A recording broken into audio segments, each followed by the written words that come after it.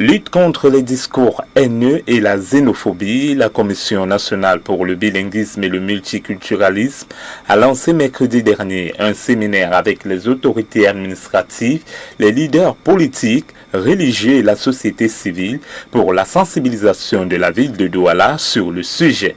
Les travaux ont porté sur l'identification des causes et les propositions de solutions aux discours haineux et la xénophobie qui gangrènent la société. Il faut souligner que ces séminaires organisés sur tout l'étendue du territoire national se sont fermés dans la matinée de ce vendredi 18 juin 2021.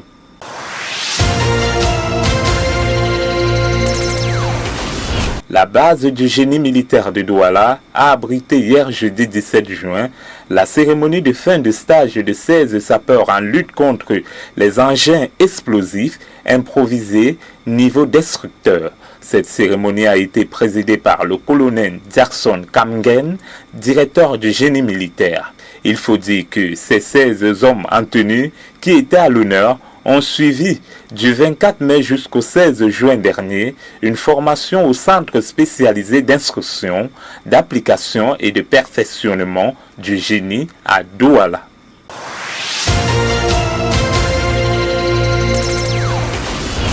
Le ministre des Transports, Jean-Ernest Massena Ngale-Bibéhe, a lancé le 14 juin dernier, à travers un communiqué, une campagne spéciale de contrôle des véhicules pour freiner les accidents pendant la période des vacances et la rentrée scolaire prochaine au Cameroun.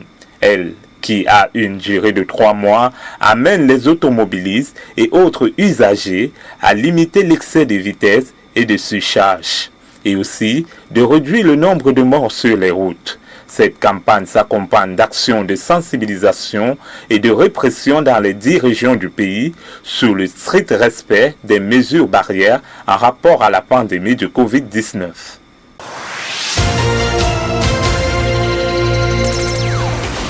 Coopération Cameroun-Tchad.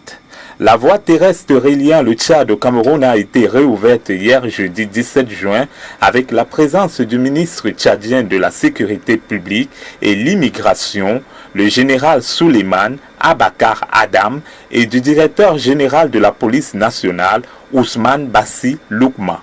Rappelons que le 16 mars 2020, le gouvernement tchadien avait annoncé un certain nombre de mesures visant à renforcer la lutte contre la propagation du coronavirus. Il s'agissait principalement de la fermeture des frontières aériennes et terrestres, de l'interdiction des regroupements de plus de 50 personnes et de l'instauration d'un couvre-feu, entre autres.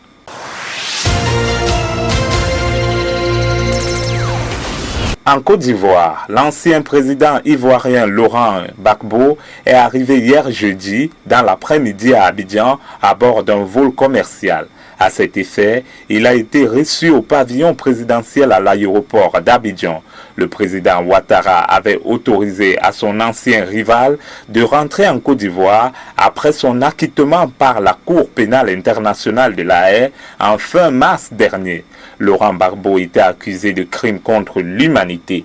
Il avait été arrêté en avril 2011 après avoir contesté la victoire d'Alassane Ouattara à la présidentielle de 2010. Selon l'Organisation des Nations Unies, la crise post-électorale avait fait au moins 3000 morts.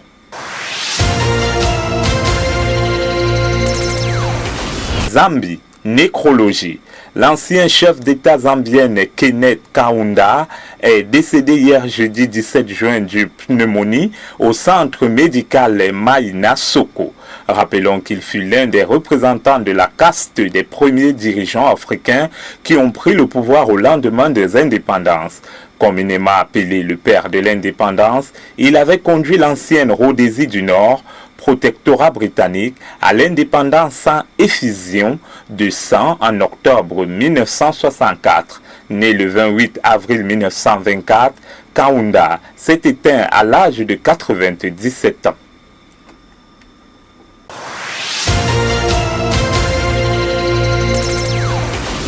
Coopération Cameroun-États-Unis.